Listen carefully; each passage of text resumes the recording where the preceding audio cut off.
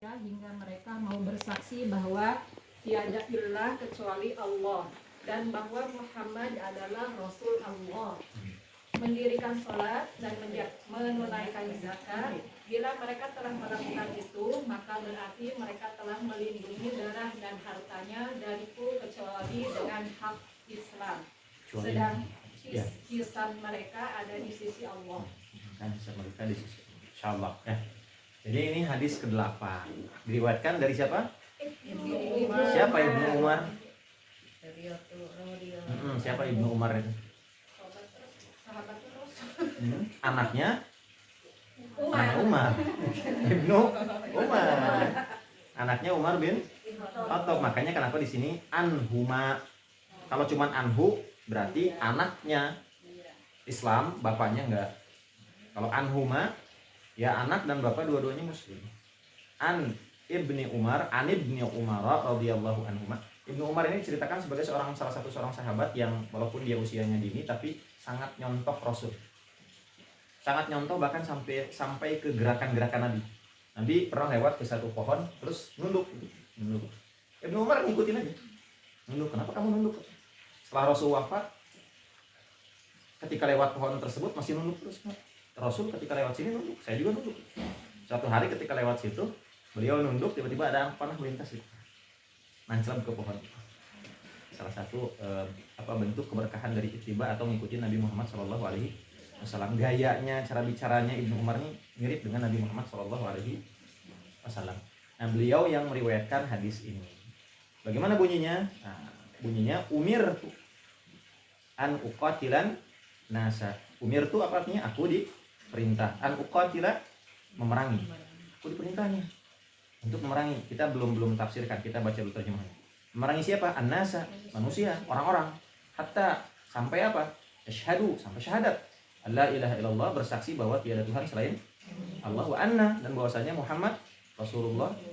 Ini yang pertama. Yang kedua, wa yuqimus salat, sampai mau salat, wa yu'tus zakat, sampai mau mengeluarkan zakat. Fa idza fa'alu dzalik, kalau mereka semua sudah melakukan hal itu, asamu maksum terjaga. Asamu minni, terjaga dariku. Dima'ahum, darahnya. Maksudnya mereka enggak diperangi. Dima'ahum wa amwalahum, darah dan hartanya. Illa, kecuali bihaqqil Islam, dengan hak-hak Islam. Wa hisabuhum, dan mereka dihisab. Hisab mereka itu tergantung Allah. Saya nggak ada urusan dengan hisab. Yang hisab siapa? Allah. Nah, ini perlu penjelasan. Tapi ada yang sudah paham? Belum ya? Baik. Nah, hadis ini gambaran umum. Pertama, hadis ini berisi tentang kedudukan kalimat tauhid. Kalimat tauhid itu ada dua bagian. Pertama, bersaksi bahwa tiada Tuhan selain Allah. Yang kedua, Muhammad Rasulullah. Kenapa Nabi Muhammad dicantumkan di kalimat tauhid? Kenapa? Ada yang tahu? Pernah saya jelasin. Kenapa nama Nabi Muhammad disandingkan di kalimat tauhid dengan Allah? Kenapa enggak la ilaha illallah aja gitu? Asyhadu an la ilaha, udah selesai gitu. Nah, kenapa mesti ada Muhammad wa asyhadu anna Muhammadan Rasulullah? Kenapa? Nabi terakhir. Ya, Nabi terakhir yang pertama. Yang kedua? Apa, Bu? Masih ingat nggak? Kayaknya lupa lagi. Adanya Nabi Muhammad dalam kalimat tauhid semakin menegaskan keesaan Allah. Maksudnya begini, jangan sampai nanti umat Islam itu kayak orang Nasrani, cinta banget sama nabinya sampai derajat kecintanya itu membuat nabinya dituhan. Sehebat-hebatnya Nabi Muhammad, semulia-mulianya Nabi Muhammad itu cuman Rasulullah, utusan Allah. Jadi keberadaan kata Nabi Muhammad pada kalimat tauhid itu semakin memperkuat makna tauhidnya. Bahwa kita hanya menyembah Allah. Kata Nabi, la tatruuni kama tara'a an-nasara Isa bin Maryam. Jangan berlebih-lebihan memujiku sebagaimana memujinya orang-orang Kristen terhadap Nabi Isa atau Yesus. Wah, sampai akhirnya jadi Tuhan kan sekarang. Ya. Itu proses menjadi Tuhan lama, Bu. 3 abad setelah Nabi Isa wafat. Diseminarkan dulu itu. Namanya Konsili Nicea. Seminar kan di situ ada raja yang menengahi. Mau dipilih yang mana nih? Apakah Yesus itulah Tuhan atau Yesus itu manusia biasa? Akhirnya diputuskan oleh raja itu, dipilihlah pendapat para ulama di situ bahwa Yesus adalah maknya Tuhan di seminar kan. Jadi asalnya Nabi Isa tidak pernah jadi Tuhan. Dan kelak juga akan akan ditanya oleh Allah. Idz qala Allah ya Isa bin Maryam aqulta linnas ittakhiduni wa ummiya ilahaini min dunillah. Wahai Isa di akhirat, apakah kamu mengatakan pada manusia, pada orang-orang, jadikanlah aku dan ibuku sebagai Tuhan? Apa kata Nabi Isa? Qala subhanak, suci engkau. Ma aqulu lahum illa ma amartani bihi an ya'budullaha rabbi wa rabbakum. Aku tidak mengatakan kepada mereka kecuali apa yang engkau perintahkan kepadaku, yaitu sembahlah sembahlah Allah Tuhanku dan Tuhan kalian. Baik. Lanjut. Jadi hadis ini berisi tentang kedudukan kalimat tauhid. Yang kedua, manusia kalau udah balik, saya berbicara tentang manusia ya, secara umum. Kalau dalam Islam itu memang tegas ya, di dalam penjelasan salah satu kitab tentang penjelasan rukun Islam, Sulamut Taufik nama bukunya. Orang kalau udah balik, manusia kalau udah balik dan tahu kalau Islam itu benar, kewajibannya apa? Masuk Islam, syahadat. Ini orang-orang non muslim, dia udah balik nih, mau Kristen kayak mau Yahudi kayak mau apa, udah balik dan tahu sebetulnya Islam itu benar, layak diperhitungkan, maka kewajibannya syahadat seketika itu juga. Asyhadu alla ilaha illallah wa asyhadu anna Muhammadar Rasulullah. Itu yang kedua. Yang ketiga, syahadat ini peruntukannya hanya untuk orang mengucapkan syahadat hanya untuk orang non muslim. Jadi kalau ada orang yang misalkan pengajian yang nyuruh baiat lagi dengan syahadat, saya pribadi kurang setuju. Syahadat lagi gitu, buat apa syahadat lagi? Buat apa syahadat lagi gitu ya. Ada sebagian kelompok memang bukan dalam rangka masuk Islam tapi dalam rangka komitmen mengucapkan syahadat. Nah, itu wallahu alam khilaf bainal ulama, beda pendapat. Cuman saya sendiri mengikuti apa yang dijelaskan di dalam hadis ini, bahwa pada dasarnya syahadat itu diucapkan untuk orang yang dari non muslim ya, Kristen kah atau apa, masuk ke Islam. Hadis Mu'ad bin Jabal, boleh nanti ditulis hadis Mu'ad bin Jabal riwayat Muslim nomor 19, nanti dicari ya. Hadis riwayat Muslim nomor 11. Coba kita baca di sini. Apa kata Rasul Shallallahu Alaihi Wasallam ketika mengutus sahabat Mu'ad? Enggak, boleh Bu digeser Bu. Sudah cukup tempatnya? Anggi sini atuh. Nah, boleh pakai apa misalkan supaya nggak dingin, pakai sejadah atau pakai apa? Atau Teh Eli di sini. Atau geser. Kecil di depan. Ini kayaknya rame hari ini ya, Masya Allah. Alhamdulillah. Karena sudah jalan-jalan. Teh Eli datang. Emang harus begitu. Healing ya daripada pulang. Biasa ibu-ibu ada lagi gitu. Tapi hebat, saya mah salut ya ibu-ibu. Walaupun ngampleng ada lagi tuh ciga bapak-bapak. Bapak-bapak mah ngamplengnya tidak balik lagi. Ada saya ya. Apa? Enggak. Maksudnya betul. Saya kalau ngisi di mana-mana itu bapak-bapak itu ada. Setelah nggak ada teh udah enggak ada. Udah enggak ada. Oh, gitu. Jadi ya mungkin ya kita husnuzon kalau bapak-bapak masih sibuk mencari nafkah, berjuang langsung beramal bapak-bapak mah. Insyaallah. Ya, kita doakanlah suami-suami ibu mudah-mudahan dilancarkan rezekinya. Lancar-lancarnya. Ya, insyaallah. Dan masuk surga bareng-bareng. Amin. Insyaallah. Ya, dunia akhirat Bu insyaallah. Nah, kata Rasul ketika mau mengutus Mu'ad bin Jabal ke satu tempat ya. Kata Rasul, inna kata ati qauman min ahlil kitab, kamu nanti akan mendatangi kelompok ahlul kitab. Ahlul kitab siapa? Yahudi dan Nasrani. Fad'uhum. Nah, yang pertama kali harus diajarkan ke orang ahlul kitab itu syahadati alla ilaha illallah. Itu yang diajarkan ke ahlul kitab. Nanti kalau ibu ketemu sama teman ibu Nasrani ya, kemudian dia sudah memutuskan untuk ini saya masuk Islam, yuk silahkan ikuti ucapan saya asyhadu alla ilaha. Nah, itu yang diajarkan. Tapi jangan karena dipaksa kita. Aku ngomong aku syahadat, aku nggak boleh. Itu nanti masuk teguran la ikroha fiddin, tidak ada paksaan dalam agama. Nggak boleh ada satu kata pun kita bilang, ayo tuh masuk Islam, ayo dong, nggak boleh. Nggak boleh ada begitu. Kecuali kalau dia kayaknya saya masuk Islam misalnya. Nanti ibu bilang, Yuk ucapin asyhadu alla ilaha. Nah, itu yang tidak resminya ya. Kalau resminya nggak tahu harus tercatat dan harus ada sertifikat. Fad'uhum ila syahadati alla ilaha illallah wa anni rasulullah. Fa in ata'uhu. Nah, kalau mereka sudah menaatinya, udah oke, saya mau syahadat, apalagi berikutnya? Fa'alimhum annallaha farada alaihim khamsas sholawat. Ajarin mereka bahwa Allah mewajibkan 5 sholat, 5 waktu, sholat 5 waktu. Jadi itu yang pertama kali diajarkan. Syahadat, yuk belajar sholat 5 waktu. Jangan yang lain-lain dulu. Jangan diajak belajar wujud kidam bako mukhalafatullah. Susah itu. Enggak usah, jangan. Atau apa? Enggak usah. Fikih-fikih yang lain, ini haram, itu haram, itu haram. Jangan dulu. Sholat dulu. Walaupun misalkan nanti dia nggak tahu masih makan babi, nggak apa-apa gitu. Yang penting sholat itu nanti dikit-dikit makan babi. Oh iya, saya lupa ngasih tahu babi itu haram, nggak boleh makan babi.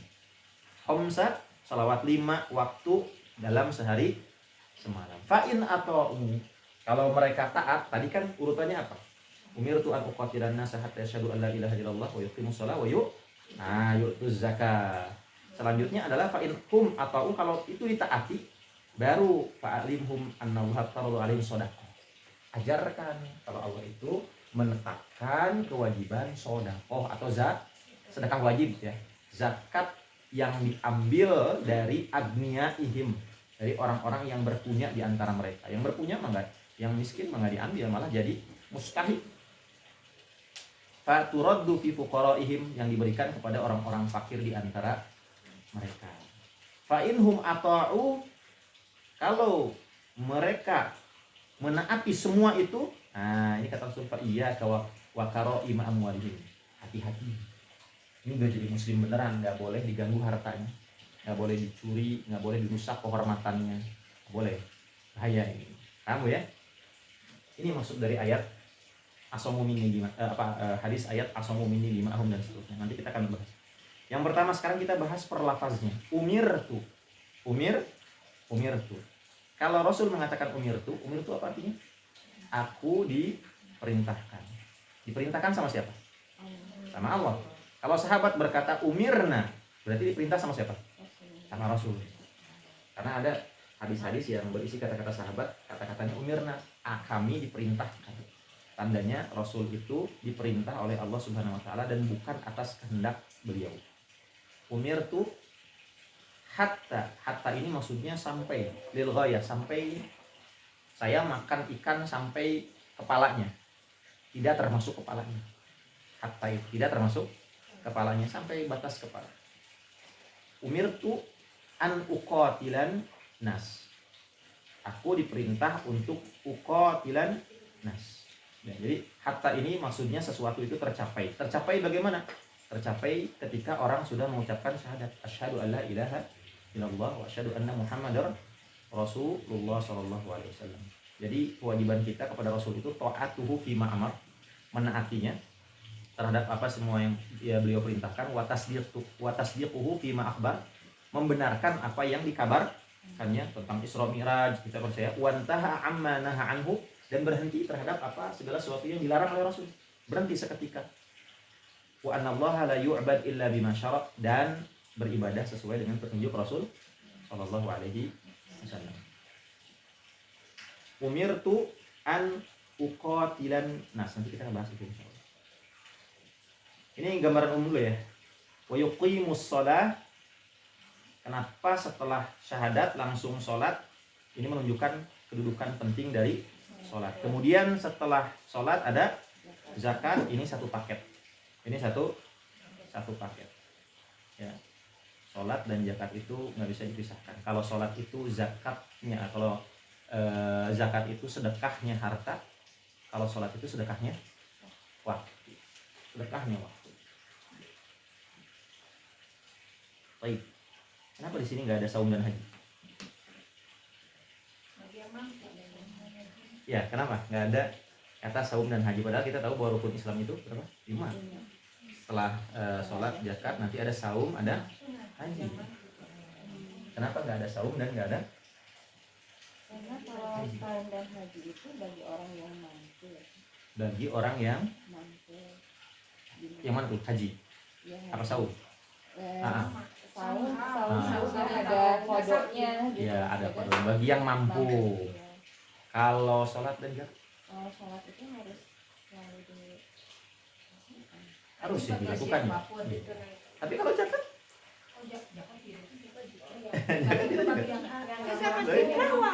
wajib. zakat fitrah. Iya, tapi kalau betul-betul miskin jadi mustahil. Penerima zakat, bukan pemberi zakat.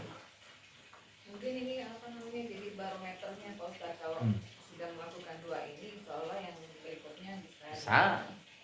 Bisa, mungkin saja. Bisa. Barometer ya. Coba lihat lagi di awal. Umir tuh aku diperintahkan untuk ngapain? Memerangi siapa? Manusia. Sampai Mereka bersahadat. bersyahadat. Terus apa lagi? Bersyahadat asyhadu an la ilaha illallah wa rasulullah. Kemudian Mendirikan sholat, menunaikan puasa.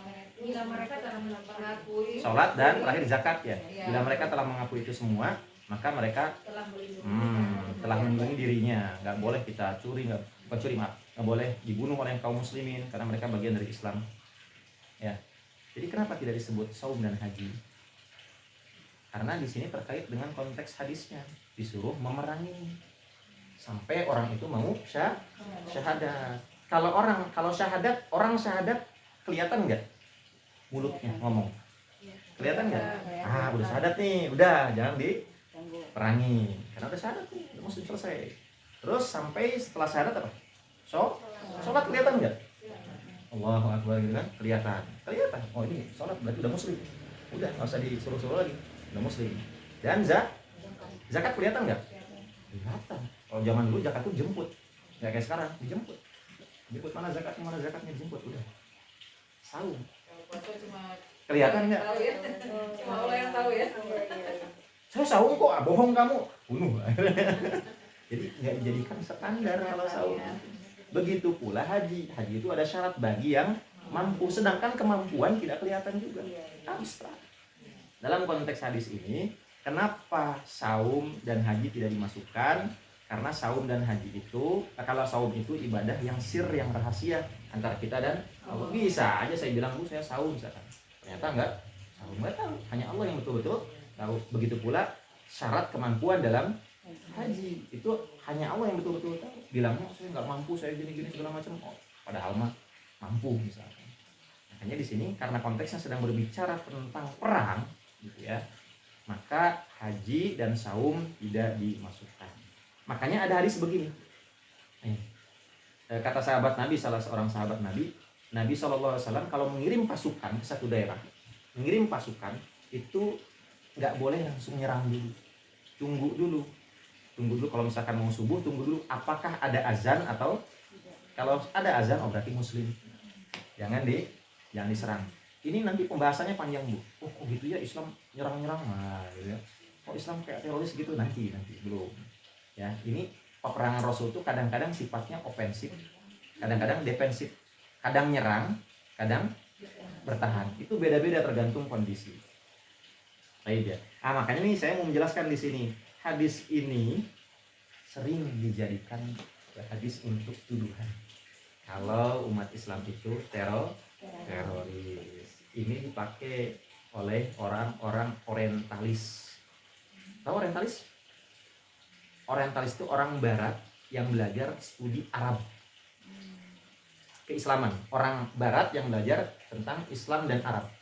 Ada kebalikannya oksidentalis. Itu orang timur, orang Arab yang belajar barat. Untuk ya menyalah-nyalahkan dan seterusnya. Nah, orang-orang orientalis itu biasa mengutip hadis ini dan mengatakan inilah bukti kalau Islam itu teror. Nabi Muhammad diperintahkan untuk memerangi, katanya. Mau bagaimana coba? Iya ya. Kalau orang Islam yang latah, iya ya. Kita tuh teroris. Coba gimana Bu ini? Ya, maksud di sana itu bukan memerangi membunuh ya Ustaznya, maksudnya memerangi itu Memerangi Bu. Kita perang. Kita perang. Bos senjata. Kalau kita membantah seperti ini, kita masuk ini jelas. Coba arti kota lagi kota lu kita itu apa? Perang. gimana ya gitu. Nah cuman begini, dalam memahami satu hadis, karena hadis ini kadang-kadang riwayatnya banyak. Ini hadis ini diriwayatkan oleh siapa tadi? Ibnu Umar, riwayat Muslim ya. Ternyata ada hadis serupa yang diriwayatkan oleh Imam Nasai. Harus dicari ada nggak hadis yang mirip-mirip. Jangan lu diputuskan begitu saja. Ternyata ada di dalam hadis yang diriwayatkan Imam Nasai dengan lafaz yang berbeda. Kalau di sini umirtu an uqatilan nas. Aku diperintahkan untuk memerangi nas. Siapa nas? Manusia, manusia orang-orang. Berarti kan kalau di sini nggak bedain mau siapapun diperangi gitu. Cuman kalau dalam riwayat Imam Nasai, bukan Imam Muslim, yang sahih juga, lafaznya begini. Umirtu an uqatilal musyrikin. Siapa musyrikin? Orang-orang musyrik Arab Quraisy pada saat itu, yang mereka itu apa? Zolim. Zolim. Mereka sudah membunuh sahabat Nabi, bahkan mengusir. Akhirnya Nabi harus pindah dari Mekah ke Madinah. Awal-awalnya Allah tidak menyuruh Nabi untuk berperang, tapi kemudian turun perintah untuk berperang. Umirtu an uqatilal musyrikin. Ini yang pertama yang harus dipahami. Yang pertama, ada riwayat lain. Sedangkan para ulama fikih mengatakan kalau ada dalil yang lebih umum, ternyata ada dalil serupa yang lebih khusus, maka yang umum dikhususkan. Bahwa ternyata ini hanya berlaku untuk orang musyrik. Lalu bagaimana dengan ahlul kitab? Lain hukumnya. Tidak disamakan orang musyrik. Walau kita ada satu ini orang Kristen bunuh gitu. Nah, orang memahami hadis ini letter apa adanya, bahasanya gitu aja, via YouTube, gitu ya, udah ntar jadi jihadis, jadi teroris. Orang mentang-mentang orang kafir musyrik bunuh atau misalkan bom. Kesalahan fatalnya ketika salah memahami. Yang kedua nih, dalam Islam jihad itu sifatnya defensif. Jadi alasan pertama, ada riwayat lain. Riwayat siapa? Nasa yang mengganti Anas dengan al-musyrikin. Yang kedua, jihad itu sifatnya defensif. Dalam Islam sifatnya defensif. Defensif itu bertahan, bukan ofensif, bukan menyerang. Ini kebanyakan yang dilakukan oleh Nabi Muhammad SAW. Menyerang itu ketika Nabi Muhammad dizolimi, umumnya seperti itu. Dizolimi, ada seorang wanita muslimah yang yang dilecehkan oleh kaum Yahudi, langsung turun ke Nabi Muhammad sama sahabat waktu di Madinah. Defensif, pernah juga ofensif. Yang ketiga, jangan, nah ini makanya pentingnya ketika ada ibu yang nanya ke saya misalkan ini katanya ada riwayat begini. Nah itu harus disertakan hadis. Jangan terjemahan, harus sama bahasa Arabnya agar saya bisa ngecek Arabnya. Betulkah yang dimaksud itu seperti itu atau berbeda? Sama ketika kita memahami ini, baca terjemahannya, aku diperintahkan untuk memerangi. Bahasanya apa memerangi di situ? Umirtu an uqa. Nah, uqatil itu berasal dari kata qatal. Qatala itu berasal dari kata qatala. Kalau qatala apa artinya? Artinya membunuh. Membunuh. Kalau sudah pakai imbuhan fa'ala, ditambahkan alif. Fa'ala ini tambahkan alif nih. Dari kata qatala ditambahkan alif. Qatala atau fa'ala ini ada makna saling. Saling membunuh. Kami nggak akan membunuh kalau nggak duluan kamu yang. Jadi ada sebab. Nggak ujug-ujug, wah ini kafir di gereja lagi ibadah, boom misalkan. Bukan jihad itu namanya. Dan malah yang melakukannya, seandainya tahu, kalaupun tidak tahu ini juga bahaya ya, masuk neraka. Man qatala dhimmiyan lam yarih raihatal jannah. Yang membunuh kafir dhimmi yang ada di bawah lindungan umat Islam atau tinggal di mayoritas tempat orang Islam tidak akan mencium baunya surga. Masya Allah. Jadi bagaimana itu ceritanya ada teroris itu, belajarnya bagaimana itu? Belajar agama pakai perasaan. Sigana mah jihad teh kieu tah. Kayaknya mah begini jihad, kalau pakai belajar agama jangan pakai perasaan. Karena jihad itu dibahas di dalam kitab fikih. Gitu. Paham sampai sini, Bu? Jadi jihad itu kalau diibaratkan sebuah negara mah militernya. Kenapa perlu ada jihad? Perlu ada show up, karena kalau tidak ada militer nanti negara lain yang lebih kuat bisa semena-mena. Jadi perlu ada defensif atau perlu ada pertahanan. Jadi sekali lagi kata qatala itu bukan membunuh. Kalau membunuh mah qatala itu ada terisyarat kita tidak akan menyerang kamu kalau kamu nggak menyerang. Masa sih bohong? Nggak bohong. Lihat sejarahnya bagaimana peperangan yang dilakukan oleh umat Islam. Hampir rata-rata penyerangan itu dilakukan ketika ada kejoliman. Waktu di Mesir orang-orang Mesir Kristen, Bu. Orang-orang Mesir Kristen itu dibunuhin. Waktu itu masih ada di bawah pemerintahan Romawi.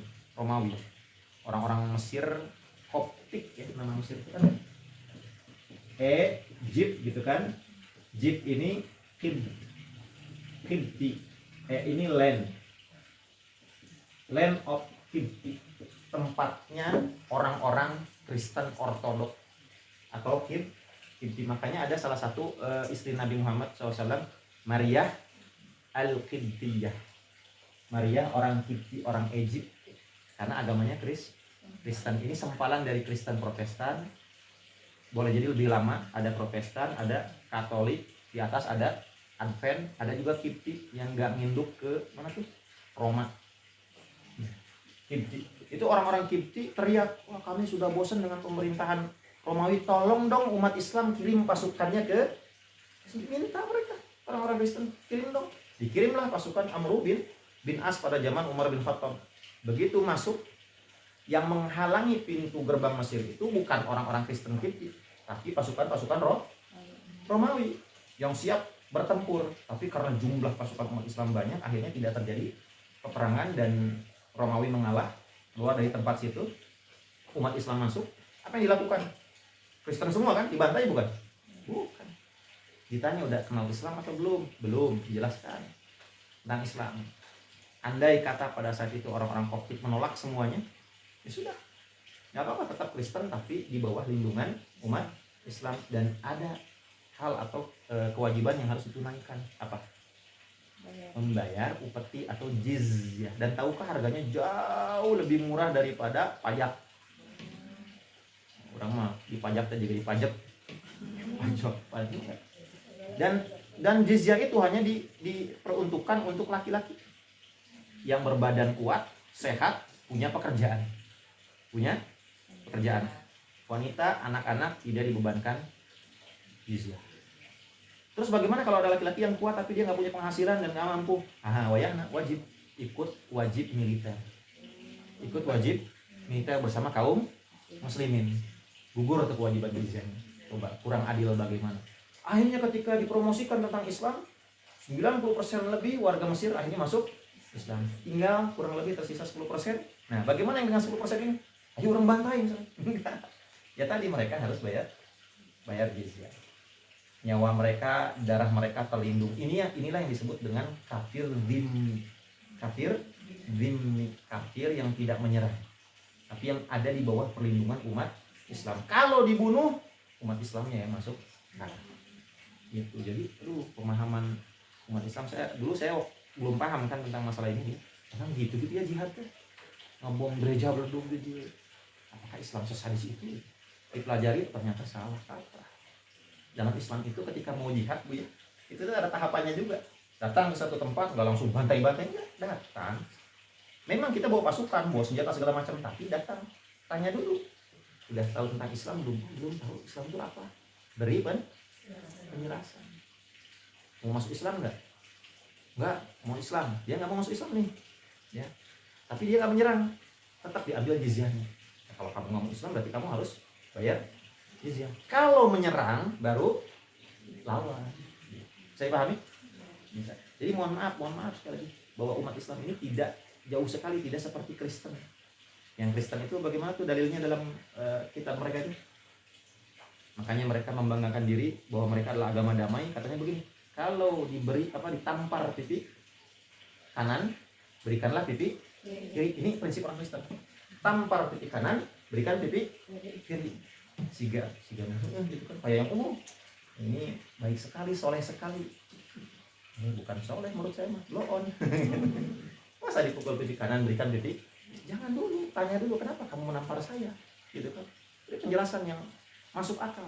Ini malah diberikan, nggak boleh. Itu namanya menyuruh orang lain untuk terus berbuat zalim.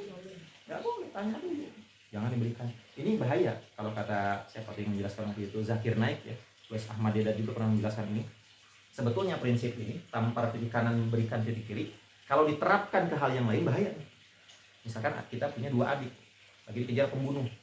Adik yang satu udah mati dibunuh.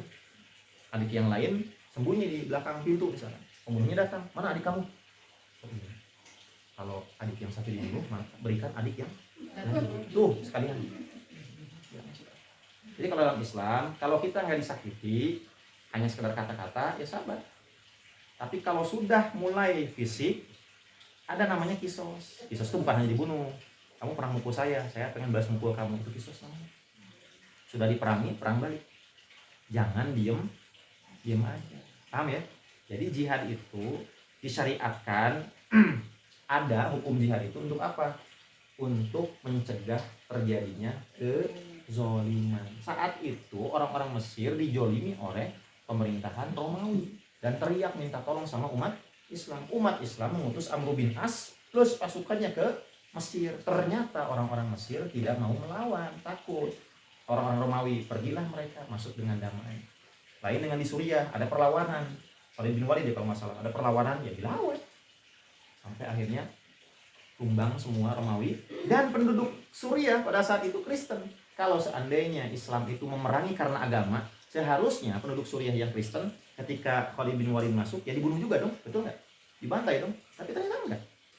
Ceritakan tentang Islam, mereka menerima, akhirnya jadi Muslim. Yang nggak Muslim, ya silahkan bayar jizyah. Dan itu Masya Allah, Palestina, Suriah berada di bawah lindungan Islam. Orang Kristennya hidup, orang Yahudi hidup dalam waktu yang sangat lama, ratusan tahun, itu damai.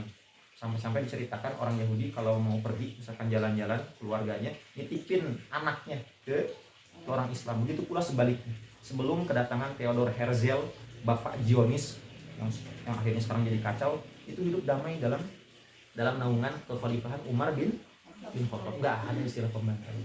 Masya Allah. Saya lihat di YouTube bagaimana komentar-komentar orang Barat ya, netizen influencer. Saya mau pengen Islam kembali. Dan hafal sejarahnya mereka. Tahu juga sejarahnya kalau Palestina itu pernah hidup di bawah lindungan Umar bin Khattab. Dan itu damai, Yahudi nggak ada satupun yang dibunuh. Masya Allah. Jadi dalam Islam jihad itu bukan teroris. Dan jihad itu maknanya lebih umum daripada perang. Lebih umum daripada kalau perang itu fisik. Kalau jihad itu lebih umum. Ya, jihad itu makna sebenarnya nih ya. Saya ingin mengkerdilkan qital, perang. Tapi jihad juga dalam hadis kadang-kadang dipakai untuk jihad melawan hawa nafsu, jihad pendidikan. Nah, seorang guru itu mujahid karena dia berkorban waktu untuk mengajarkan anak-anaknya. Uang yang diberikan untuk guru itu bukan karena gurunya ngasih ilmu, tapi kompensasi dari waktu. Maka para ibu harus memperlakukan guru itu sebagai mujahid, pejuang-pejuang pendidikan. Sekolah yang hanya melihat guru itu sebagai komoditi ya, atau barang bukan mujahid, akhirnya apa? Akhirnya agamanya nggak berkah. Akhirnya pendidikannya nggak berkah karena lu di sini gua bayar loh. Gitu kan. Gua bayar. Jangan. Seorang guru itu adalah seorang mujahid. Harus diperlakukan sebagai mujahid. Kalaupun mau mengingatkan ada kesalahan, ingatkanlah dengan cara yang baik. Paham sampai sini Bu ya? Umirtu an uqatilan nas hatta yashhadu an la ilaha illallah. Terus apa lagi lanjutannya?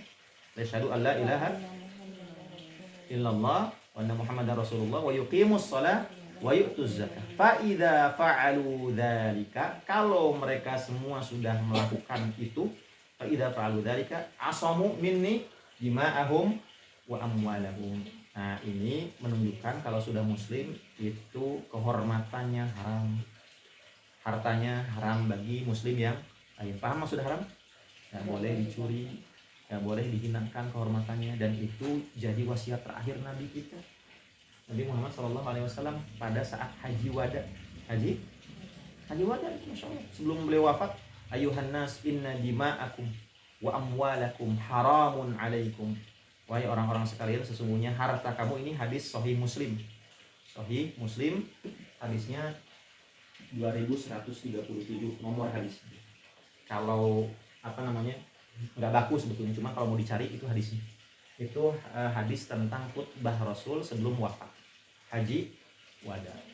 Abu Bakar mah tahu. Abu Bakar ketika turun idza jaa nasrullahi wal, apabila telah datang pertolongan Allah dan kamu melihat orang-orang berbondong-bondong masuk Islam. Yang lain mah hingar-bingar, ketawa, senang, wah Islam makin banyak. Tapi ada satu sahabat, kalau tidak salah Abu Bakar, coba dicek, itu yang nangis. Loh, kenapa nangis? Kan kita sudah menang. Justru dengan kemenangan ini menunjukkan turunnya idza itu menunjukkan bahwa Rasul akan wafat. Rasul akan wafat. Kenapa? Karena sudah tuntas misi.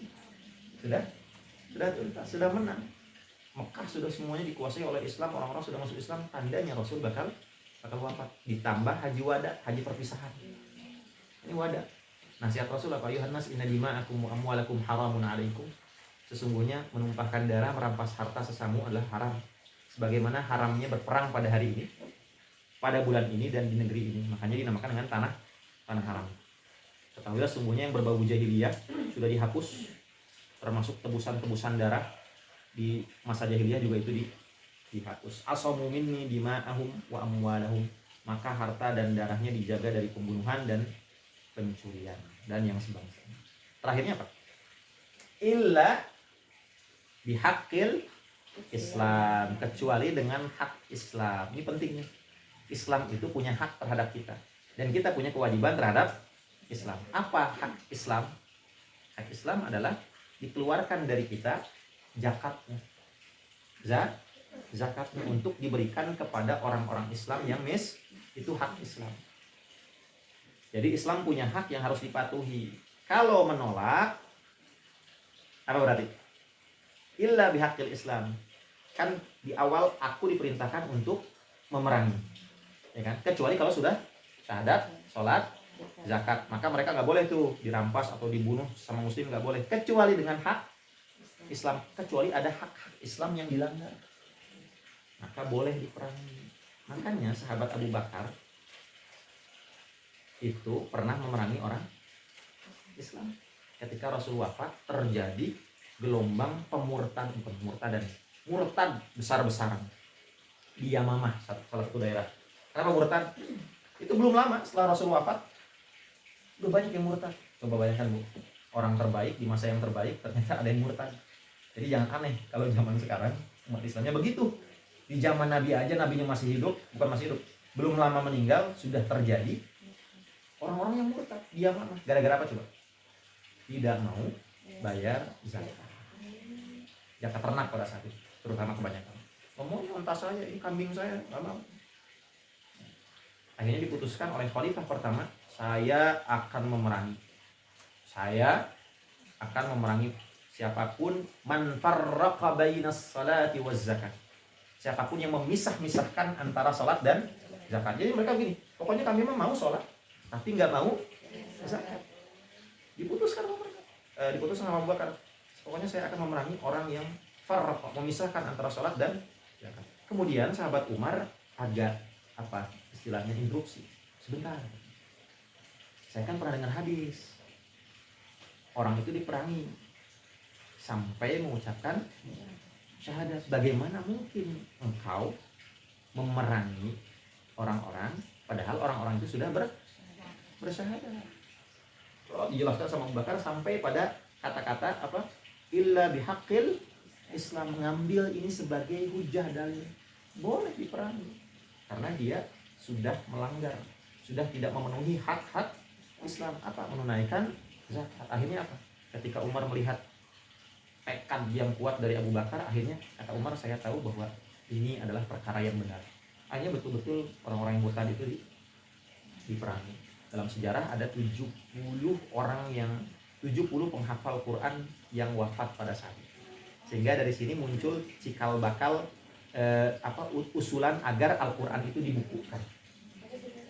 Karena banyak penghafal Quran yang meninggal. Kata Abu Bakar, lau mana'uni iqalan, kalau seandainya mereka menahan satu onta saja, satu onta, atau dalam hadis yang lain inaqon, satu anak kambing yang wajib dijakati yang pernah diberikan pada zaman Rasulullah SAW, maka akan aku perangi. Itu ya. Jadi hukum meninggalkan sholat dan tidak mau zakat, kalau tahu umat Islam, kalau tahu dia itu hukumnya itu wajib dan dia meninggalkannya itu karena kesombongan, dan hukumnya kafir, kufur, walaupun tidak dinyatakan, dan ketika wafat tidak perlu disolati. Tapi kafir bukan harus dibunuh gitu ya, secara tidak langsung kafir. Kecuali kalau meninggalkannya bukan karena sombong, karena malas. Kenapa nggak sholat? Oh malas. Nah ini nggak boleh dikafirkan. Dia muslim tapi fasik. Ya malas karena malas. Kan banyak yang begitu kan sekarang. Oh kalau statusnya mau abitnya menjadi uji ku Allah, mau diuji. Mau diuji salat getara gitu kan. Kadang-kadang heran gitu. Ya itu tidak kafir, dan jangan pernah bilang kafir.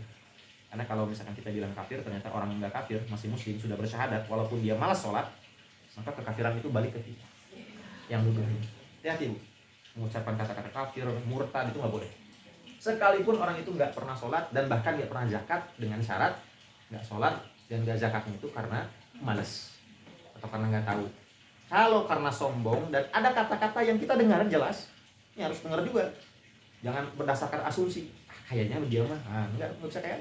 Kita pernah dengar dia ngomong sholat itu nggak wajib misalkan gitu. Buat apa sholat lah, percuma. Ngapain sholat? Sholat itu nggak wajib. Mana dalilnya segala macam? Sudah kufur. Sudah bolehlah kita pada saat itu tidak menyolatkan mayatnya kalau dia wafat. Kalau ada kata-kata yang jelas merupakan bentuk kekafiran atau ada perbuatan. Dia sering ke gereja misalnya. Ya muslim tapi dia ke gereja, berdoa juga ke gereja. Jelas lah ini perbuatan. Sholatnya tapi ke gereja, oke, misalkan ini enggak. Kecuali kalau misalkan masih mu'alaf, awal-awal masuk Islam, dia sholat tapi masih ke gereja dan belum paham dikasih tahu, nggak boleh. Paham ya? Dan yang terakhir adalah wahisabuhum 'alallah. Wahisabuhum 'alallah. Kenapa ada bagian kalimat ini? Dan hisabnya itu terserah Allah. Kita mah tidak bertugas sebagai orang yang menghisab orang lain. Makanya tadi nggak boleh mudah mengkafirkan. Kafir nggak boleh. Itu mah hisabnya cuma Allah. Al-hisab mah itu mah. Tukang ngerokok al-hisab. Iya Bu. Jadi kalau orang sekiranya dia masih muslim tadi ya, dan dia nggak sholat, jangan pernah ada kata-kata kita bilang dia nggak boleh. Hisabuhum 'alallah. Terserah itu. Tapi jika dia mah nggak percaya sholatnya wajib, nggak boleh juga, nggak boleh asumsi. Hisabuhum 'alal, udah terserah itu mah nanti dihisabnya kumaha. Kita mah hanya memperlakukan seseorang itu berdasarkan dhawahir, berdasarkan apa yang nampak. Ada orang masuk Islam sudah syahadat selesai, sudah Islam dia. Terserah nanti dia misalkan Islam itu karena mau nikah karena apa, itu bukan urusan kita. Dia sudah mengucapkan itu dan ternyata dia nggak sholat, bukan karena sombong tapi karena malas, udah. Ya, Allah lah yang menghisab batinnya. Itu makna dari Allah yang bukan mewakili ya. Allah yang bertanggung jawab atas apa yang ada di hatinya. Kita mah nggak bertanggung jawab. Nanti Allah yang urusan hatinya itu nanti gimana Allah? Oh dia mau masuk Islam tapi dia mau pura-pura, itu nggak bisa. Nggak tahu kita. Kecuali kalau ada bukti nyata pernah kelihatan sama kita misalkan konspirasi lah atau apa baru. Ya, jadi dari hadis ini merupakan dalil bahwa orang itu dihukumi berdasarkan zohirnya, tidak berdasarkan batinnya. Hukum yang ditegakkan itu, kalau misalkan dia bilang saya nggak mencuri, selama tidak ada bukti, kita ambil apa yang dia katakan. Ya dia nggak mencuri, selesai. ID kita udah jelas dia ngomong saya nggak mencuri, gebukin sampai mati. Ya Allah, nggak boleh lagi. Jadi kalau ada kaitannya dengan hukum, apalagi hukumnya itu terkait dengan Allah ya, hak Allah. Itu dalam Islam itu justru si terpidana itu harus digugurkan sebisa mungkin, jangan dihukum. Pernah ada zaman Nabi Muhammad SAW namanya Ma'iz. Ini hadisnya terkenal. Datang ke Nabi. Wahai Rasul, kata Ma'iz, saya sudah berzina. Ini zina muhson ya. Muhson itu udah pernah menikah. Tahu kan kalau sudah menikah berzina hukumnya apa? Dikubur setengah badan, sisanya ditimpuk sama batu sampai mati. Itu yang maksud dengan rajam, kubur. Ma'iz ini udah pernah menikah, tapi dia berzina. Coba lihat. Ini hebatnya di zaman Nabi nya. Jadi bukan berarti di zaman Nabi itu gak ada yang berzina, gak ada yang maksiat. Ada bedanya apa? Kalau zaman sekarang harus dipergoki dulu, baru ditangkap. Kalau di zaman Nabi datang sendiri. Datang sendiri. Ya Rasul, saya sudah berzina, kata Ma'iz. Coba apa yang dilakukan oleh Rasul? Ma'iz datang dari sebelah kanan. Rasul begini. Ma'iz di sini lagi. Rasul, saya sudah berzina. Balik ke kanan. Seolah-olah menghiraukan. Akhirnya datang ke depan. Ya Rasul, saya berzina. Kamu berzina? Kamu sudah beristri? Sudah. Ditanya beberapa hal loh. Sudah. Kamu majnun, kamu gila? Enggak, ya Rasul. Saya sehat dan saya sudah beristri. Baik, kalau begitu kamu dirajam. Dirajam. Datang diminta para sahabat, coba bawa ini dan ikat supaya jangan lepas. Apa coba maksud Rasul mengalihkan pandangan? Karena Rasul ingin Ma'iz ini udahlah, pengennya mah membela diri aja, jangan ngaku. Pengennya jangan ngaku, udah biarin aja. Taubat juga insya Allah diterima. Ingat ya, rajam itu bukan syarat untuk diterimanya taubat, bukan. Kalaupun dia misalkan bersendiri dengan Allah, ya Allah ampunilah saya, insya Allah ada kemungkinan diampuni. Rasul pengennya seperti itu. Akhirnya ditangkap, dibawa ke lapangan besar. Nah, ini pas mau dimasukin, Ma'iz ini pas ngelihat lubangnya itu dan batu-batu besar, jadi takut dia. Kan, akhirnya apa? Kabur. Ada sahabat Nabi dari belakang ditimpuk. Mati, meninggal. Udah gitu, datang sahabat Nabi yang tadi yang membunuhnya, diceritain. Tadi, wahai Rasul, itu si Ma'iz mau kabur. Halla taraktumuhu, kata Nabi. Kenapa nggak dibiarin? Biarin kamu mana dibunuh, kenapa nggak di? Jadi masya Allah, hukum Allah itu sebisa mungkin digugurkan. Kalau orangnya misalkan, andaikan Ma'iz ngomong nggak ngaku gitu ya, oh ya Rasul ngomong gini, nggak deh saya bohong, diterima. Seandainya dia mau menarik lagi kata-kata dia, Rasul aku enggak bohong, diterima. Karena Islam hanya menghukumi berdasarkan zahir, apa yang indahnya hukum Islam. Jadi jangan dilihat rajamnya, tapi prosesnya, Bu. Prosesnya. Ada kisah kedua, seorang perempuan sama lagi hamil. Udah tahu ya ceritanya, ngaku saya pernah zina segala macam. Ini lagi hamil. Berapa bulan?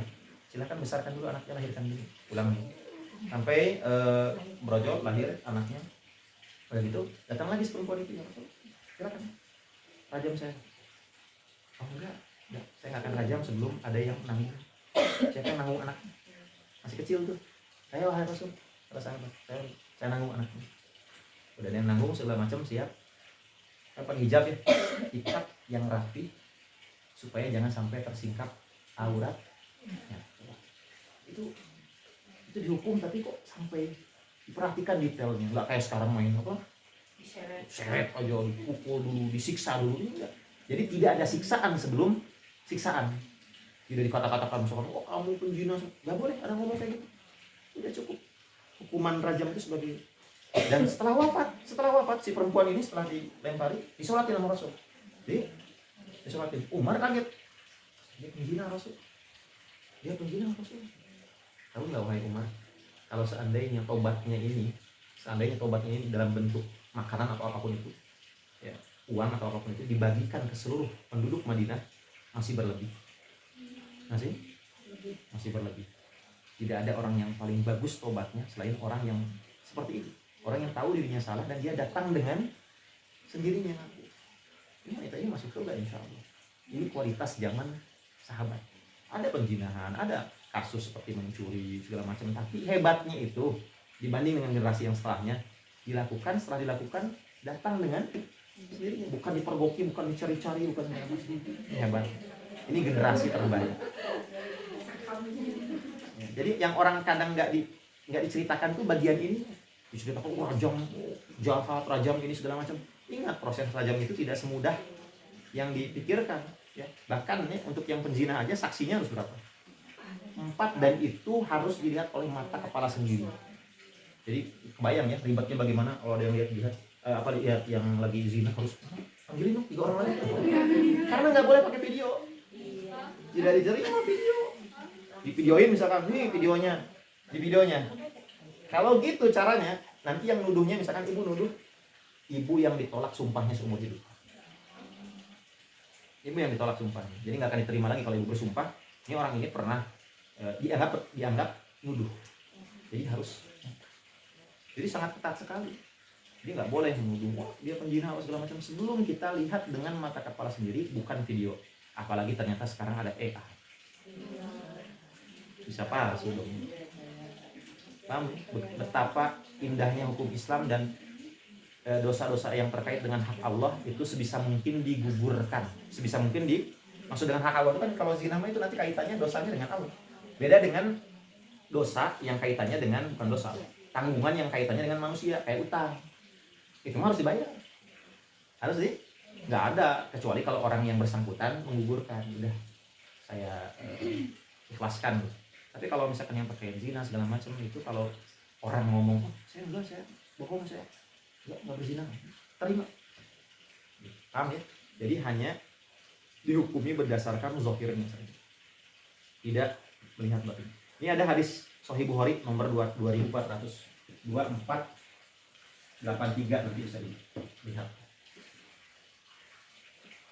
Ini kata Rasulullah SAW, innakum takhtasimuna ilayya, wahai sahabat kalian itu sering beradu argumen di depan saya, sering berselisih dan minta pembelaan dari saya. Jadi sahabat tuh kalau ada masalah minta pembelaan, ini mana yang benar gitu, saya atau dia segala macam. Nah kata Rasul apa? Tapi sesungguhnya di antara kalian itu ada yang lebih pandai bersilat lidah daripada yang lain. Maka barang siapa yang aku putuskan menang, kamu yang benar. Tapi ternyata dia mencederai hak saudaranya karena kepandaiannya bersilat lidah. Maka sesungguhnya hal itu sama saja aku sedang memberikan potongan api neraka padanya. Maka jangan diambil hak itu. Kalau dia merasa dirinya sebenarnya saya sih yang salah, jadi harus mati. Karena Rasul itu hanya melihat apa yang nampak saja. Ini jago ngomong ini. Dan akhirnya ini kamu benar. Ternyata salah misalnya kata Rasul. Karena hanya melihat argumentasinya jago bersilat lidah, maka barang siapa yang dia sadar dirinya bahwa dia itu salah karena dia sudah mencederai hak saudaranya, jangan diambil keputusan saya itu, jangan diambil karena itu sepotong api neraka. Artinya apa? Rasul manusia, yes, nggak bisa melihat isi hati kecuali di saat turunnya wahyu atau malaikat Jibril, ini salah, ini benar. Jadi ini makanya kata saya juga kadang-kadang saya suka heran, ada orang yang ngaku tuh bisa nyembuhin ini, bisa nyembuhin itu, bisa melihat tuh, bisa diterawang semua ini wajah ibu dari mana semua. Itu ada di kami di pesantren, ada kiai dari mana. Itu semua yang datang kelihatan nasabnya sama dia. Aku anaknya ini tahu. Kamu sudah punya masalah gini, tahu. Asli. Ada yang seperti itu. Ini dari mana? Akhirnya ya enggak, simpelnya mukjizat aja, sekelas mukjizat aja enggak sampai kayak gitu. Mukjizat itu terjadi hanya dengan izin, karomah juga terjadi dengan izin. Kalau terus-terusan itu sihir atau jin. Paham Bu ya? Kalau dalam istilah ilmu tasawuf ya, atau akhlak tasawuf ada yang namanya kasyaf. Jadi kasyaf itu seseorang itu katanya bisa melihat dengan mata batinnya, melihat sampai ke isi hati seseorang. Ngapain seperti itu? Yang sudah Allah tutup, nggak ada kerja. Yang Allah tutup, aib-aib orang kan ditutup sama Allah. Ngapain mesti dibuka? Buka. Ini hati-hati nih, ada beberapa kelompok yang ngajarin kayak gitu. Ibu mau dibuka mata batinnya? Aduh apa lagi? Iya, capek nanti. Duduk sama orang bawaannya suudzon mulu. Dia lagi ngomong begini, ngomongin saya. Dia kayaknya begini, capek. Udah mendingan kita nggak tahu. Mendingan nggak. Dan itu yang dicontohkan oleh Nabi Muhammad SAW.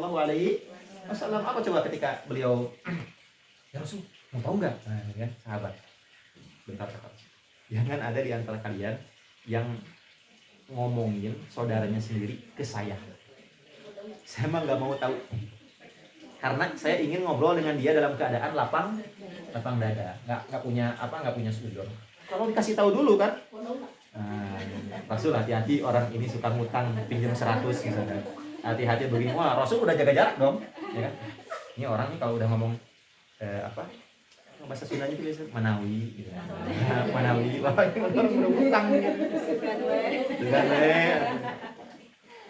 Baru kejadian kemarin sih, dipuji dulu sama temen. Oh Sasadima gitu ya, nyasar Manawi, wah udah tahuan. Jadi kan orang sudah seujud duluan, nggak enak gitu ya. Paham Bu ya? Jadi sekali lagi umat Islam itu fokusnya pada zawahir, hanya yang kelihatan. Bawatin itu selama tidak ada bukti. Nah makanya ada hadis lain begini isinya. Al-bayyinah ala man idda'a wal yamin ala man ankar. Wajib menghadirkan bukti bagi orang yang mengklaim. Bukti bagi orang yang ngaku-ngaku mengklaim. Jadi harus ada bukti kalau kita ngaku-ngaku. Dan sumpah atas orang yang mengingkari. Ini buktinya ada. Ini buktinya ada. Oh enggak, itu bohong. Wajib sumpah. Demi Allah itu bohong. Bagi orang yang ngaku-ngaku harus menghadirkan bukti. Bagi orang yang mengingkari sesuatu itu harus wajib sumpah. Demi Allah itu bohong. Sudah selesai. Walaupun ternyata dia bohong sumpahnya. Sudah selesai. Wa hisabuhum 'alal Allah. Dihisabnya nanti dia. Sesimpel itu. Gak perlu dia mau bohong segala macam. Apalagi kalau sampai belajar ilmu mata batin dulu misalnya, gak usah. Ngapain? Al-bayyinah, bukti bagi orang yang mengklaim dan sumpah atas orang yang mengingkari. Jadi Islam itu bukan agama yang goib melulu. Kan kadang-kadang di bawahnya seperti itu ya. Goib lah, buka mata batin lah, beginilah. Islam agama yang rasional. Baik, gitu ya.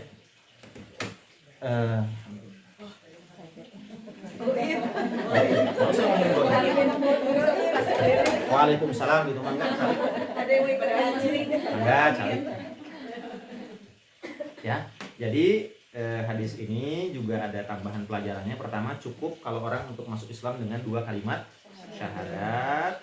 Tidak perlu yang lain-lain. Memang ada sebagian ulama yang mengatakan perlu juga katanya ada syarat lain, yaitu harus berpikir mendalam. Nazar, berpikir mendalam untuk mencari kebenaran ini enggak. Ya. Baik. Kemudian tadi perang hanya dilakukan kalau orang menolak. Kalau orang menolak dan dia memberontak secara fisik. Kayak zaman Abu Bakar nolak untuk zakat, bukan hanya nolak dengan kata-kata, tapi bawa senjata, maka diperangi. Awal yang dilakukan bukan nenteng-nenteng senjata, ayo saya perangi, bukan. Ngomong baik-baik. Kalau misalkan dia nolaknya baik-baik, dipaksa. Diambil zakat. Tapi bukan dengan cara fisik, dipaksa. Dipaksa. Tapi ingat, yang melakukan peperangan seperti ini bukan orang per orang. Bukan individu. Institusi negara. Negara yang sudah ada khalifahnya. Sekarang ada khalifah nggak? Nggak ada, berarti ini tidak berlaku. Belum Namun kan hadis ini harus dipraktekkan. Makanya aneh orang yang ngebom-bom. Siapa yang nyuruhnya? Kan gitu ya pertanyaan. Institusi mana? Oh ini dari pesantren kami. Pesantren bukan institusi negara. Bukan. Maka hukumnya tidak sah. Batil. Tertolak. Ya, man amila amalan laisa fihi amruna fahuwa raddun.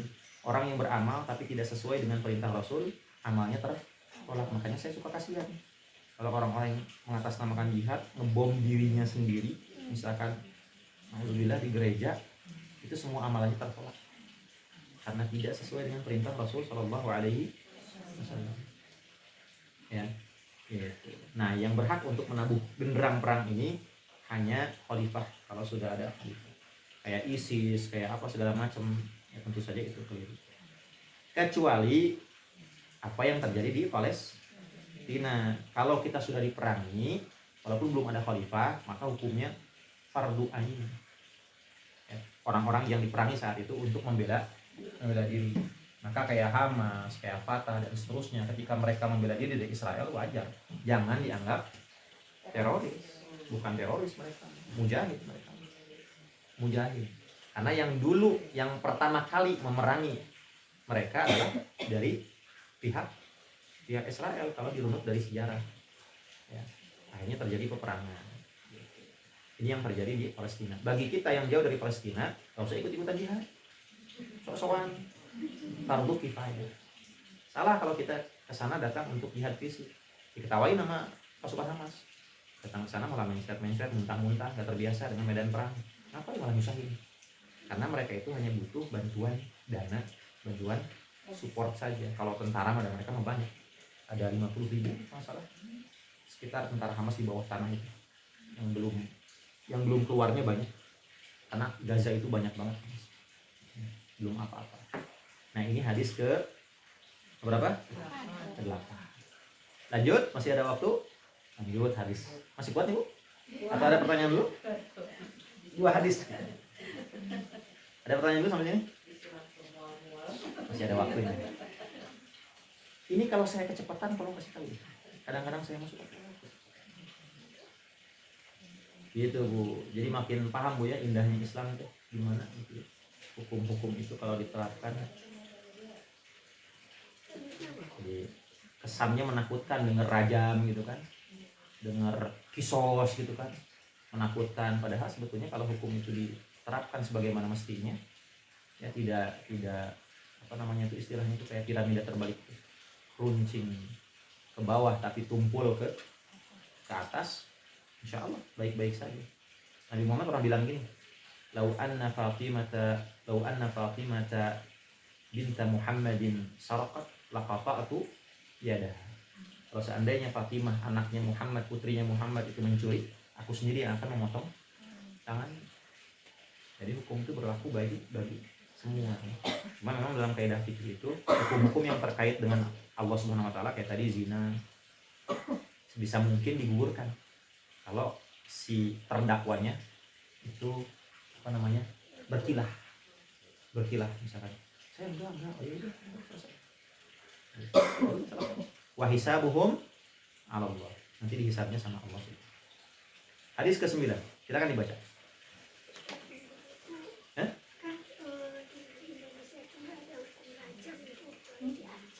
Oh iya di Aceh. Di Aceh ada?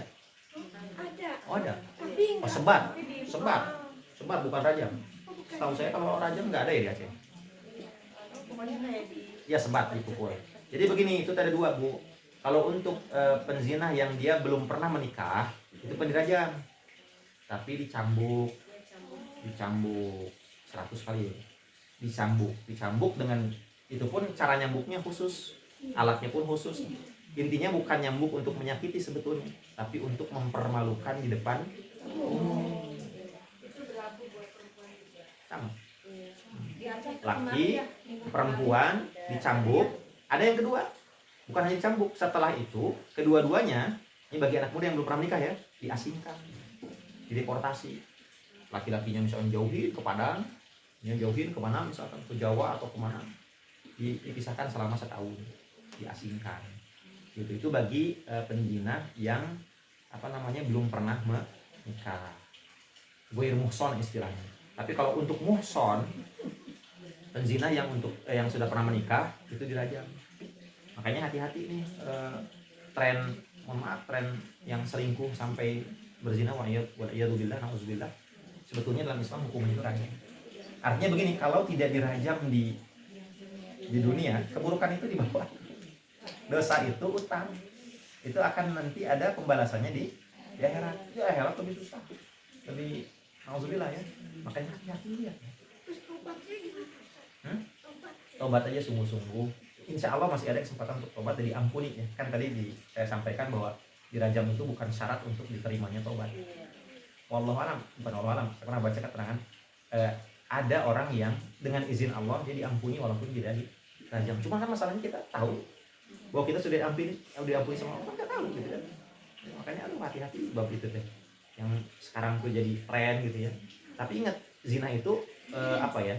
Definisinya bukan zina berduaan, zina mata itu nggak termasuk. Selingkuh cuman zina mata atau apa itu nggak termasuk. Zina itu sampai melakukan, itu zina. Paham ya? Itu yang wajib dirajam itu. Kalau hanya pegangan tangan atau apa itu dosa juga, tapi tidak dirajam kalau itu. Baru dia menanyakan. gitu ya. Jadi ya gitu maksudnya. Jadi kalau ada alhamdulillah ada suami seseorang berduaan sama perempuan tapi hanya berduaan, ketika ditanya kamu nggak melakukan, enggak, cuma pegangan tangan, itu selingkuh dan itu dosa, tapi tidak termasuk ke dirajam, nggak dirajam.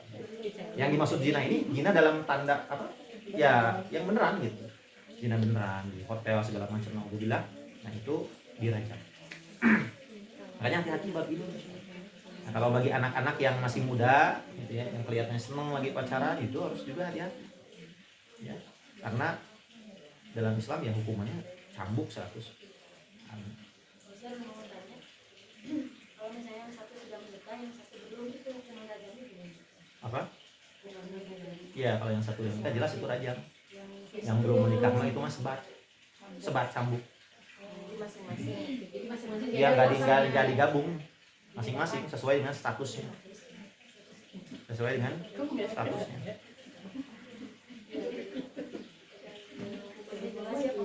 Iya, kalau memang dia belum pernah menikah, berarti kan ghairu muhsan si perempuannya, maka tidak dihukum rajam.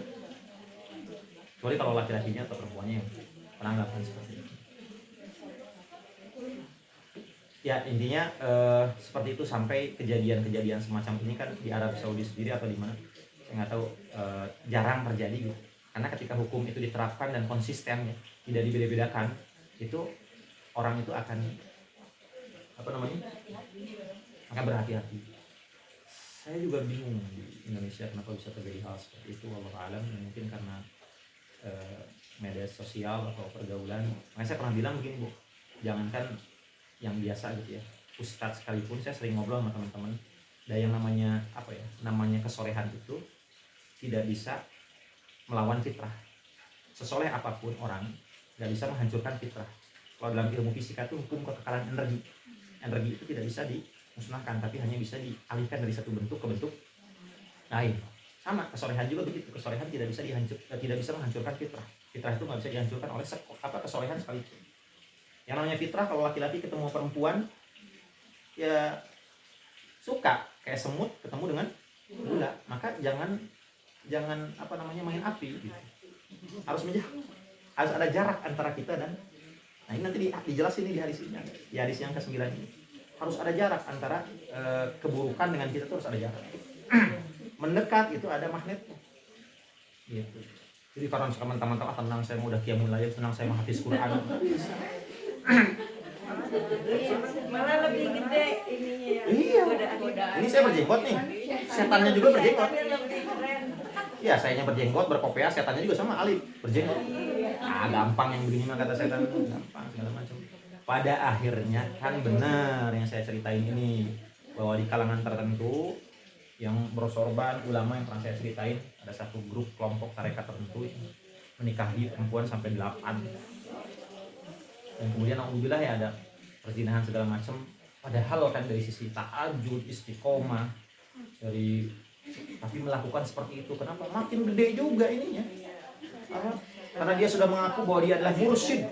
Mursyid itu pimpinan kelompok tarekat, mengaku dan begini. Oh, setan juga tidak akan tinggal diam dong. Gimana cara menjebaknya? Akhirnya menjebaklah dengan paham-paham yang heran, yang bikin saya bingung gitu. Dia bilang nggak apa-apa, sebelum berzina syahadat dulu, gugur dosanya. Saya cari-cari di mana nggak ada begitu. Nggak ada. Nah ini kan jebakan-jebakan setan, jebakan-jebakan untuk orang-orang tertentu yang ngulik, ya kan, akhirnya diulik agama kayak gitu, dicocokmologi segala macam. Padahal memang tidak ada sama sekali dari ini. Ya zina aja, walaupun mau syahadat dulu, kayak mau hafal Quran 30 juz kayak kalau zina. Dan ini orang ini kalau ketahuan ya bisa bermasalah. Sayangnya saya tidak akan beritahu karena boleh jadi ini aib, tapi yang jelas dia sering muncul, orangnya sering muncul. Dan saya pernah masuk ke kelompok dia, saya masih agak awam masuk, tapi kemudian tahu keluar. Nah ini nggak benar ya. Jamaahnya banyak sampai ribuan. Memang kalau yang diajarkan ke umum itu bagus, membersihkan jiwa, menyucikan hati, nggak ada yang aneh-aneh, ada yang aneh-aneh. Cuma kan saya punya kenalan teman yang di dalam, yang tahu semua dibongkar. Oh ya Allah, ternyata sampai seperti itu. Keluar kita dari grup segala macam ini nggak boleh gitu. Berdalih dengan apa? Dengan Al-Quran dan ini segala macam, kuat dalilnya. Dan di antara jamaahnya pun ada yang sudah tahu bahwa syekhnya melakukan seperti itu tapi pembelaan. Kayak film Walid persis. Pernah nonton film Walid?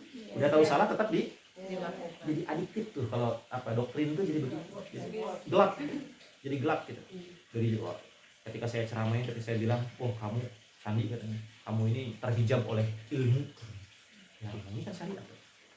Ini syariat. Dibilangnya terhijab oleh ilmu, enggak taat ke guru segala macam. Apa ini kayak begituan? Jadi pelajaran buat kita semua. Perasaan Nabi Ali Nabi itu apa? Ya, nggak sering naudzubillah lah seperti itu. Paham Bu ya sampai sini? Ya. Ini kayaknya kita nggak keburu nih kalau lanjut. Ya. Ya gimana? Pernah dengar kan kalau ada pesantren yang ustadznya malah bilang ke santri-santrinya untuk kayak perawanannya buat itu tuh gimana sih? Kan kapan itu ada di medsos kan di salah satu pesantren malah ustadznya seperti itu gitu santri itu gimana tuh? Iya, itu namanya UC. Ustadz cabul. Nah, ini memang pesantren juga nih. Memang kita harus bijak juga ya, jadi objektif. Insya Allah tidak semua pesantren seperti itu. Ya, tapi memang ini sekarang lagi banyak juga nih pesantren itu didirikan, bahkan bukan kawan ya, kenalan saya sendiri yang ada pesantrennya di daerah Manglayan kalau nggak salah. Gede pesantrennya. Kalau dia kasusnya bukan ke perempuan, tapi sama jenis. Allah itu pantesan pas kami berkunjung. Ini rada aneh nih kata saya nih. Ternyata kejadian baru-baru kemarin. Ustadz Fulan sendirinya diusir sama warga. Nah sekarang pesantrennya gimana katanya? Katanya diambil alih sama keluarganya. Oh gitu. Dan memang dari dulu juga udah ada gelagat-gelagat. Oh pantesan kata saya.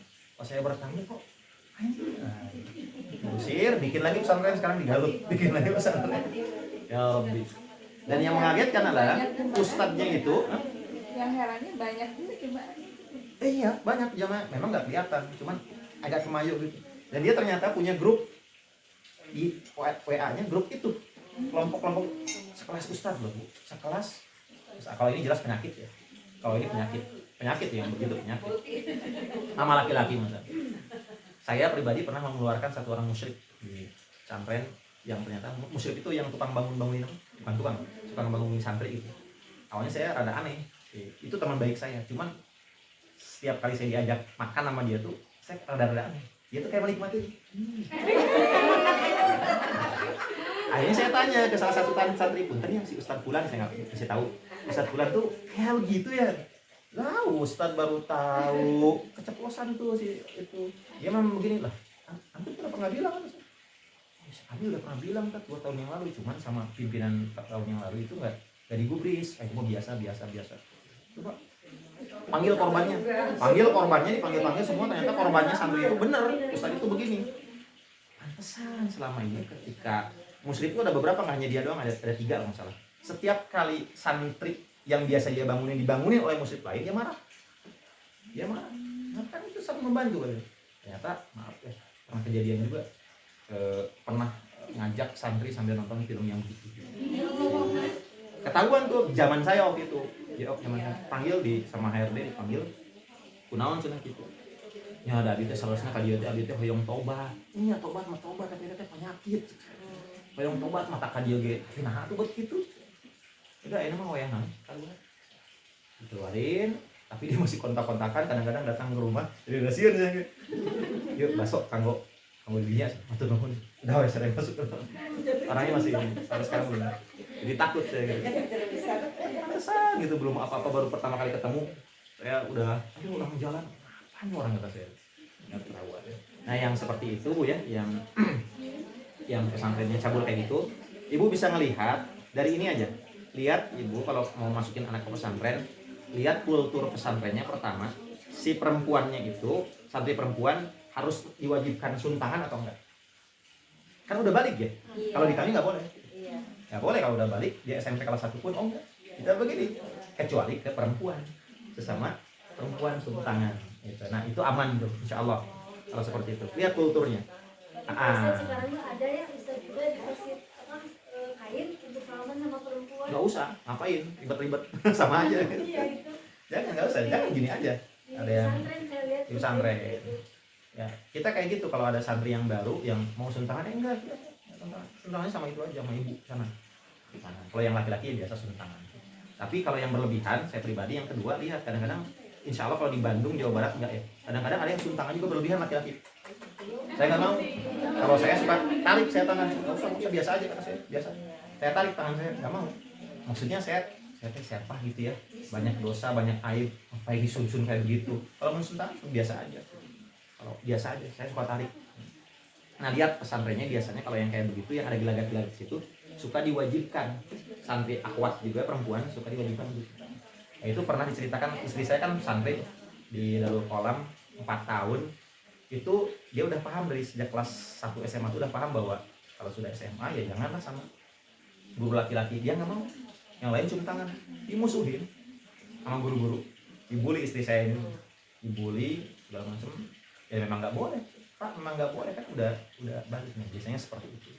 Tapi belum tentu juga, cuman lihat itu salah satu lihat apakah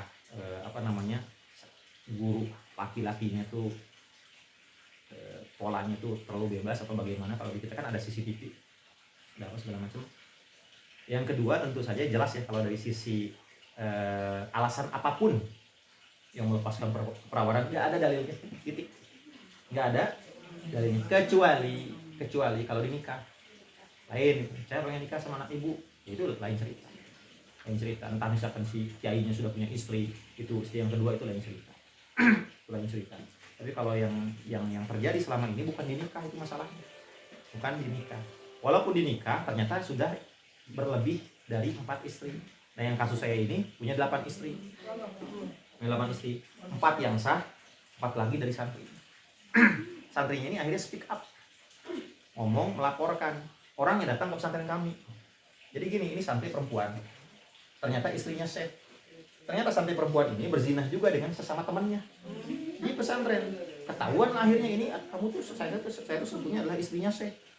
Saya tahu bahwa istrinya itu dizinahi biasa aja. Kamu taubat sekarang. Wow, saya baru tahu bahwa itu ternyata adalah tempat yang dulu pernah saya ikutin, majelis gitu. Waduh, kacau nih kata saya. Udah mardun. Akhirnya sekarang saya enggak yang seperti itu enggak. Tazkiyatun nafs cukup aja berdasarkan hadis Nabi, berdasarkan ayat Quran, berdasarkan penjelasan ulama yang kredibel, enggak yang lain-lain. Jadi kejadian seperti itu banyak. Jadi jelas kalau ada yang seperti itu mah tidak ada dalilnya. Tidak ada dalilnya dimanapun, bagaimanapun, tidak. Nah, makanya cek betul-betul. Kalau bisa, bahkan kalau ibu ingin masukin ke pesantren itu ya, kalau pesantrennya ada fasilitas nginepnya, nginep sehari. Kalau pengen kredibel ya, nginep sehari. Gimana? Lihat bagaimana, betul-betul cek. Lihat bagaimana ini misalkan ibu sesuai dengan ibu, karena basic ibu misalkan Muhammadiyah atau apa ya, berarti jangan gitu ya. Kalau misalkan ibu basicnya NU ya cocok, silakan. Jadi kalau bisa ya nginep sehari kalau ada tempat nginep. Kalau ingin betul-betul tanya betul-betul, jangan asal masukin aja. Nah kemudian santrinya semakin banyak kan semakin tidak kagerok. Dalam santrinya yang puluhan ribu, itu bagaimana cek makannya, bagaimana sesuai atau enggak. Kayak istri saya tuh masya Allah dulu, zaman dulu kalau santrinya udah 5.000 atau berapa, makan tahu teh sampai tahun teh kering cuman gitu segala macam. Tapi ya jadi pengalaman sih sebetulnya. Bab itu mah nggak ada masalah, yang namanya pesantren kan berlatih ke mandirian ya.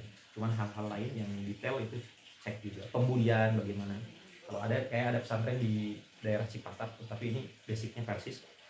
Kalau itu jelas detail SOP-nya. Kalau ada kamu yang dibully atau apa, kamu harus teriak sekian kali, nanti akan turun gitu. Jadi ada semacam SOP untuk kalau dibully teriak, nanti akan ada petugas khusus yang datang. Nah, ini bagus nih, udah ketat segala macam. SOP-nya bagaimana? Cek SOP-nya. SOP misalkan keluar masuk jajan santri bagaimana? Apakah setiap hari atau enggak, itu harus tahu. Gitu. Dan dibedakan pesantren itu ada pesantren salaf, ada pesantren kholaf. Pesantren modern, salaf itu bukan modern, tradisional. Kalau kholaf pesantren modern, itu biasanya beda. Nah, biasanya yang kejadian di kayak gini itu di pesantren salaf tradisional. Kalau kholafnya insya Allah, apalagi di Bandung mah jarang yang seperti yang kejadian kemarin di Trans 7 itu dari Jawa. Kalau di Bandung mah nggak ada yang sampai jalan buku kayak gitu feodal ya, itu nggak ada. Malah saya larang seperti itu. Kalau di Bandung ya biasa cium tangan segala macam. Itu biasanya daerah Jawa, sampai kalau masuk ke ruang kiai, masuk begini, jalan baliknya itu nggak boleh balik badan, mundur sampai seperti itu. Kalau di kita di Bandung setahu saya jarang yang seperti itu, dan yang nggak cocok aja gitu. Itu mah tradisi yang berlaku di pesantren. Itu Bu. Jadi kita objektif, jangan juga lantas membuli pesantren. Mau semuanya pukul rata. Tapi memang Malah tidak kadang-kadang ada anak yang nakal sama orang tuanya dicebuli ke situ biar jadi tobat. biar jadi tobat, ada Kadang-kadang gitu. nularin yang lain gitu. Nah iya, ada banyak kayak gitu. Virus aja kan virus aja Jadi akhirnya ke bawah yang lain. Itu saya ngalamin sendiri. Saya ngalamin sendiri ketika ngajar, nih anak ini baik, kenapa sekarang jadi gini? Ternyata ada temannya yang mempengaruhi. Nah itu kan sebetulnya sistem Bu. Itu kaitannya nanti dengan sistem pesantrennya kuat atau enggak, SOP-nya jelas atau enggak. Kalau sistemnya bagus, anak yang tadinya kayak gitu ya nakal datang ke situ, dia mau nggak mau harus berubah gitu, walaupun terpaksa. Tapi kalau kurang ketat pesantrennya, ya akhirnya dia yang malah jadi virus. Kalau pesantren yang tegas kayak di Gontor misalkan, langsung kamu bikin masalah keluarin. Gontor nggak butuh duit gitu, duitnya udah banyak gitu. Tapi kalau pesantren yang masih butuh duit, ya dalam tanda kutip biasanya dipertahankan, ada apa-apa yang penting. Nah jadi memang nggak dipungkiri juga ya, banyak pesantren yang kayak gitu. Bahkan pimpinan pesantren kami, ketua yayasan, saya ketika lihat Trans 7 saya malah mengiyahkan gitu. Memang kayak gitu, karena dia dulu di pesantren di Tasik, di pesantren tempat yang saya ceritain itu jalan itu harus membungkuk segala macam. Ya kalau di kita mah, kalau di sini insya Allah di daerah Bandung segala macam enggak, pasti kampung Quran, kemudian di pesantren modern semua itu ya. Kami pesantren-pesantren yang kayak Pak Ubay itu masih pesantren salaf dan muatannya berbeda, muatan agamanya. Yang masing-masing ada kelebihan dan kekurangan. Tentu saja pesantren mah bukan tempatnya malaikat, tapi di situ ada manusia, ada yang punya kepentingan juga, ada yang ini segala macam. Satu-satunya itu yang bisa mengelola itu sistem. Kalau sistemnya bagus, SOP-nya jelas, orang mau kayak gimana aja di situ, insya Allah akan kebawa jadi baik. Nah, itu masalahnya kadang-kadang orang pesantren itu kan bukan lulusan manajemen, nggak ada orang manajemen, semua LC kan nggak tahu tentang manajemen. Maka bagus kalau pesantren itu juga ditopang ada orang arsiteknya di situ ya, supaya bangun tuh nggak sembarangan jadi runtuh gitu. Ada arsiteknya di situ, ada orang manajemennya di situ, ada orang LC-nya juga di situ. Itu bagus. Gitu. Ada beberapa pesantren yang saat ini sudah mulai modern dan punya orang-orang yang hebat, itu bagus. Itu Bu, kira-kira seperti itu. Ya boleh, masih ada waktu. Yang kita baca dalam berdakwah itu kan dengan kelembutan. Tapi kalau kita lihat di pesantren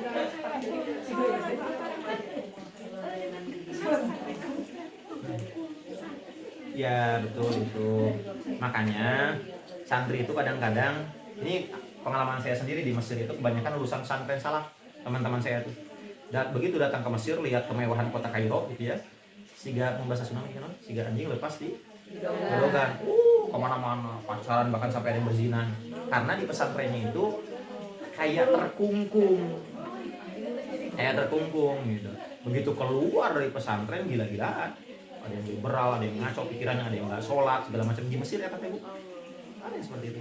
Jadi sebaik-baik mesantrenin anak itu ketika anak itu mau, ketika anaknya mau. Kalau nggak mau jangan dipaksakan, atau kalaupun mau memaksakan cari pesantren yang komik, yang nuansanya tuh rumah dan pakai berbasis psikologi. Kan udah banyak kayak gitu sekarang, pesantren yang ngambil tagline pesantren anti bully. Contohnya kayak Pisantren punya Kang Irfan, yang di Garut ada namanya pesantren Welas Asih. Saya pernah kesana tuh, itu emang keren. Tapi karena modern, beberapa nuansa pesantrennya nggak kelihatan. Jadi kayak misalkan berbaur sama cewek cowok tuh biasa. Cuman hebatnya begini santri itu, ketika nggak ada satupun yang saling nyentuh segala macam, dan ketika ada yang suka, si santri laki-laki suka sama perempuan tertentu, itu lapor ke gurunya, terbuka komunikasinya. Oh kamu gini, dinasihatin, terima. Nah, itu bagus. Itu keren. Itu saya luar akan bertemu dengan. Nah, dan di hari Sabtu itu mereka dibolehkan untuk buka laptop, buka handphone. Jadi ketika ke rumah itu mereka nggak buka handphone. Toh di pesantren juga buka. Kejadiannya beda dengan beberapa pesantren kayak pesantren ini. Karena di pesantren nggak boleh megang handphone. Ketika ke rumah, jadi balik diri. Nah, tapi itu diarahkan. Boleh buka handphone, tapi bukan untuk kepentingan main. Untuk kepentingan apa? Untuk kepentingan bikin ceramah segala macam. Nah itu bisa lah pesantren kayak gitu jadi solusi ya. Walaupun tentu saja ada plus minusnya, ada yang setuju, ada yang enggak. Cuman itu menurut saya yang pernah saya lihat itu terbaik. Kenapa pas saya masuk ke sana tuh tidak ada santri yang ngalamun. Ini enggak ada, semuanya aktif. Kalau lagi bela diri, lagi baca buku, lagi keren banget bisa kayak gini. Ya itu bagus lah insya Allah. Jadi ada banyak alternatif pesantren zaman sekarang, nggak kayak dulu. Zaman saya pesantren, saya termasuk anak yang tidak boleh sama orang tua, nggak boleh nyantri. Padahal saya pengen nyantri, kata orang tua, entong isi budu. Karena dulu image-nya pesantren teh saya budu. Saya nyesel sih sebenarnya, saya nyesel. Ibu saya nyesel sebenarnya, nggak boleh pesantren. Saya bukan pesantren. Saya SMP, SMA, kemudian masuk ke Madi Malat, kemudian ke Al-Azhar. Nggak pernah saya pesantren. Al-Azhar pesantren bukan pesantren. Bukan pesantren. Saya nyesel. Ketimbang teman-teman saya yang lulusan pesantren itu dari segi keilmuan dan kemampuan hafalan, kayaknya mereka jauh melampaui saya gitu. Jauh hafalan gitu ya. Saya lulusan SMA, tapi ada penyesalan juga karena kalau pengen anak ibu jadi ulama, ya mau ngomong pesantren. Pesantren. Kalau saya bukan ulama baru. Karena ada ulama. Tapi ibu, kayaknya saya ini harus jumatan dulu. Iya nih. Khawatir telat. Nggak apa-apa bu. Ini jam berapa sekarang bu ya? Karena sekarang setengah 12. 11. Kita tutup dulu ya. Ya tutup dulu aja. Lihat yang sudah dialami.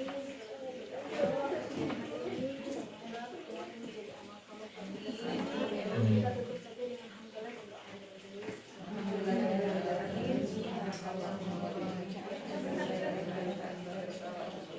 Sekarang itu jam berapa? Jumat. Sekarang jam berapa? Duhur maksudnya bu jam berapa? Keburu ya kira-kira? Ada ya bu ya? Nah, saya Sariwangi. Keburu kan ya bu ya?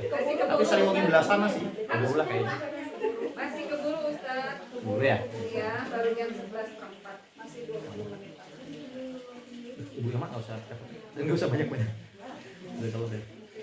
Ini saya langsung. Ya, Ustaz langsung aja. Di payungnya. Iya, iya.